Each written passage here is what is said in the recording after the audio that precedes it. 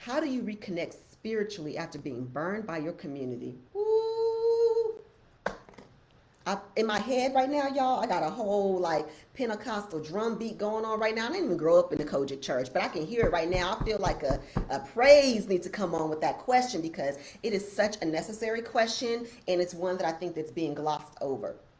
I probably should do a whole episode on this, and I probably have before, but because I think this question is so important, I'm gonna speak on it about how do you reconnect spiritually. So the first thing, ooh, I'm just getting a whole message. I just got a whole bullet point that just came through because I wasn't prepared for that question, but I think I have a clear answer because it's not my answer. The first thing that you need to do before you can even think about connecting spiritually is that you have to understand what happened when you were burned by the community.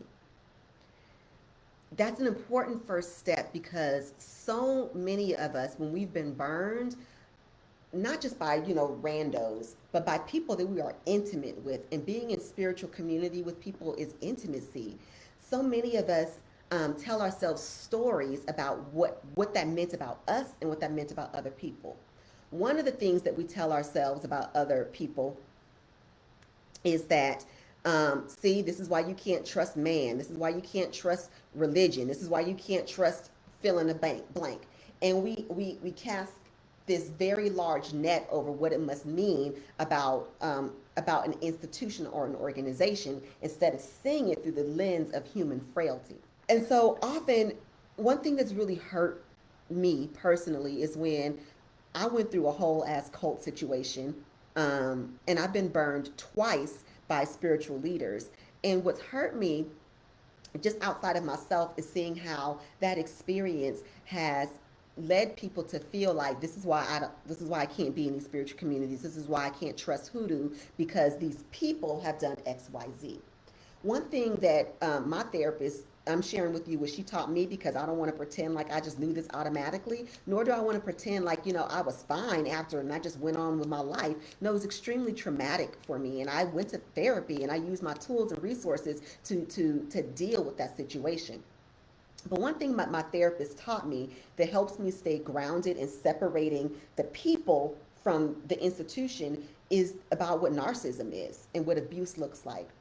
And one thing, and she taught me that there are people that are just fundamentally narcissist and abusive. Period. Full stop. Point blank. Period.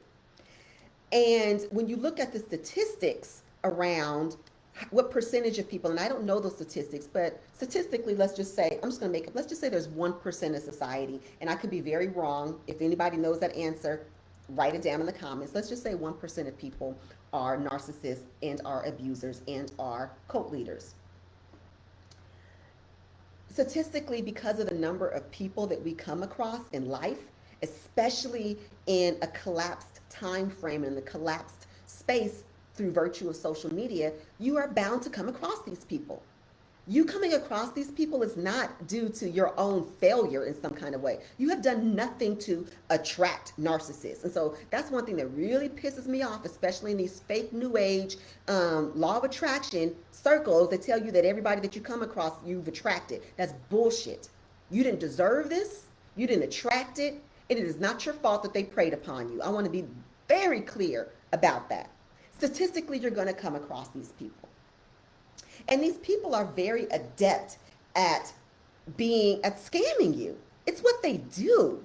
They know how to, they're not picking up always on your frailties or on your vulnerabilities. Yes, they are doing that. But the other thing that she taught me, because I felt some kind of way about being seen as broken or as frail or vulnerable, and a lot of us have that's triggering for us about, am I weak? Is that why they picked up on me? Is that why they abused me? And she positioned it in a different way. Makia, if you're watching this, hey girl, hey. She positioned it in a different way, and I've learned this in a different way, and the other thing that those people are watching for are what they can gain from you. They're looking for people who are talented. They're looking for people who are smart. They're looking for people who are gifted. They're looking for people that have credibility, and they're looking for people that have I just lost the last word. But they're looking for those people because one, they don't have those things for themselves. Two, they need those things to be able to have credibility in the community, to fill in the gaps of the things that they don't need. And they need that. They literally need your energy because they ain't shit without you. They need your ashe. They need your light. They need all of those things to fuel themselves. And the third thing that I've learned about these kinds of people is that they don't treat every single member in the organization the same way. They compartmentalize people and use them for different things. That's why it's easy for people who are the loved ones or the beloved ones to not believe that abuse is going on because they're not on the receiving end of it in the way that they understand it. That's why people who are being abused don't speak up because they see, well, so-and-so is not being treated this way, so it must be something about me. This is how they manipulate the community. And so it's important for us to understand how they operate so that we don't personalize that this is something that's a flaw in us. And that comes to the second part is to understand your own proximity and story and your proximity to this and your narrative about your role in this, and to rewrite that role, that narrative that you had about yourself. Instead of saying, I am weak, vulnerable, naive, a target, whatever that we've been telling ourselves, because we hold shame and we hold guilt because of those experiences. And we allow that to shrink. I don't say we allow that. And it shrinks us. I encourage you to rewrite that about yourself. Instead, ask yourself, what was it about me that that person was looking to gain? What did I already have and what did I already possess so that that was attractive? Because what we can't do is to minimize and destroy those parts of ourselves because we're instead highlighting what we see as our flaws. There's nothing wrong with you being trusting. There's nothing wrong with you being vulnerable. And I hope that we are all naive in the extent that we have a beginner's mind at times. I'm not crying, y'all. I just need some water. But I also ask us to focus on all of the things that this person was trying to steal, because it's going to be the clue to actually what your superpowers are. And as you start to identify that, look for ways to cultivate that in yourself and look for ways to elevate yourself because of that, because you don't have those things by accident.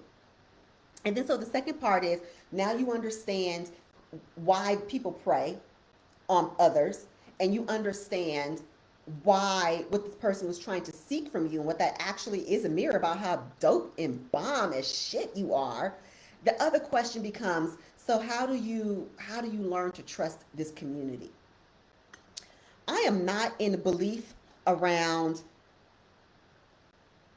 God puts more on you, don't put more on you than you can bear. That's some bullshit that white folks have taught us to sustain and endure harm, abuse, torture. I don't believe in that shit. I don't believe that suffering is noble. I don't think that you get a grand prize at the end of the day because you didn't put up and endured. That's that Christian bullshit that's harmful and divisive. So I don't believe that God gives you these experiences to teach you something. What I do believe, however, is that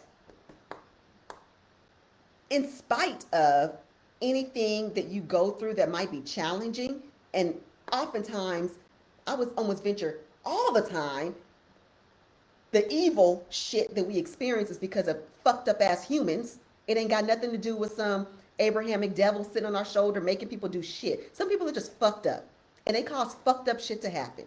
They cause climate issues. They cause famine. They cause Haiti to be going through what they're going through. That ain't nothing supernatural. That's because of fucked up ass humans.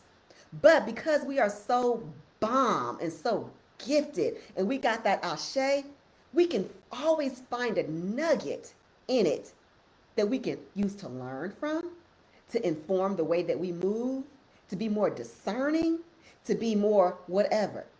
We are such magical people, and it's about the question of how can you use that experience? What can you glean from that experience to serve you? And one thing that I've gleaned from this experience, and I'm going to share mine, and I think this is going to resonate with many people, is that I learned to trust my Ori. I talked about this a few episodes ago. And what I mean by that is that when I walked in that situation with that person, I always felt this gut feeling that something's not right, but there was an end goal that I wanted. I felt like I needed to learn formally. I felt like I needed training from this person. And I'm going to be clear, I do need training. I do need education. I do need these things. But I felt like what I had wasn't enough already. And I felt this spidey sense about something not being right. And so I did what my Virgo self did. I investigated and researched to the ends of the world. I looked for receipts. I looked for everything. I couldn't find anything to substantiate this feeling that I was having. Fast forward a year later, what I now know is that my RE was enough.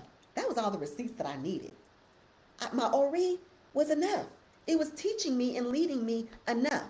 And when I'm honest with myself, when I go into communities and when I meet people, my RE tells me everything that I already need to know. So the question, that takes me back full circle to the question of how do you learn how to trust the community again after you've been burned? By trusting yourself. By trusting yourself. Because once you trust yourself and you learn to trust your RE, it's going to tell you everything you need to know about who you can trust and where you need to build community and who you can have connection and intimate and spiritual intimacy with. Start practicing that. And for many of us, that's a big ask to start practicing that. And so what I encourage you to do is to start practicing on a small scale. Start trusting yourself even when it comes down to, should I be eating that right now? What do I need to put on today? What kind of music? What road do I take down the street? Start trusting yourself in the small things, and it will build to trusting yourself in the big things. And then one of my favorite things to do is to keep receipts of how when you trusted your RE, what it led to. And when you do that, you start to build your own confidence around that. So that was a long ass answer, but I wanted to take the time to explain that because even though I addressed this on previous episodes in snippets, I think it was very timely. So thank you, Tony, for trusting your RE and trusting your spirit team for asking that question out loud. But I want to show and prove to y'all that you already are enough. Period.